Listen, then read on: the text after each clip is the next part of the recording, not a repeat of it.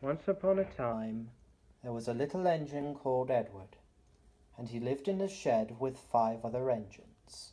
They were all bigger than Edward, and boasted about it. "The driver won't choose you again," they said. "He wants big, strong engines like us." Edward hadn't been let out in a long time. He began to feel sad. Then the driver and fireman arrived to start work. The driver looked at Edward and said, "Why are you sad?" he asked. "Would you like to come out today?"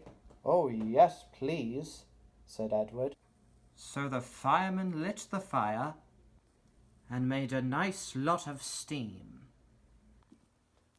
Then the driver pulled the lever and Edward puffed away. He blew his whistle. "Look at me now, look at me now," he said.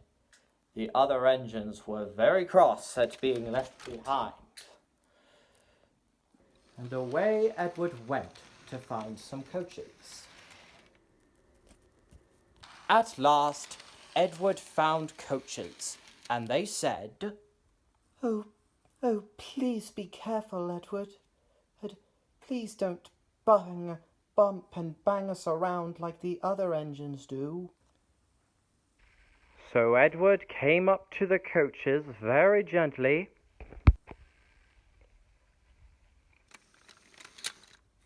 and the shunter fastened the coupling. The coaches were very pleased. "Thank you, Edward. That was most kind. We're glad you're taking us out today."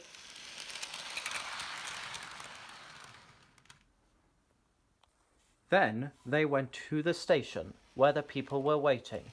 Here we are. Get in quickly, please." So the people got in quickly, and Edward waited happily for the guard to blow his whistle and wave his green flag. But the guard didn't come. Edward was getting anxious. "Where's the guard?" he said. The driver and fireman asked the station master, "Have you seen the guard?" "No." They asked the porter, "Have you seen the guard?" "Yes, I have." Last night. Edward began to get cross. "Are we ever going to start?" Just then, a little boy shouted, "Here he comes!" And there was the guard running down the hill with his flag in one hand and a sandwich in the other. He waved his flag, blew his whistle, got into his van. Edward puffed off. Here we go.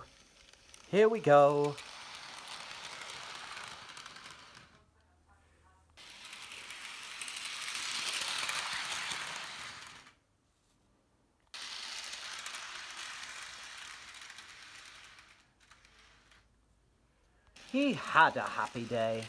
The children waved as he passed, and he even met some old friends at all the stations. Edward worked so hard that the driver promised to take him out again the next day. That night, he told the other engines, "I'm going out again tomorrow," he said. "What do you think of that?" But he didn't hear what they thought, for he was so tired and happy that he fell asleep at once.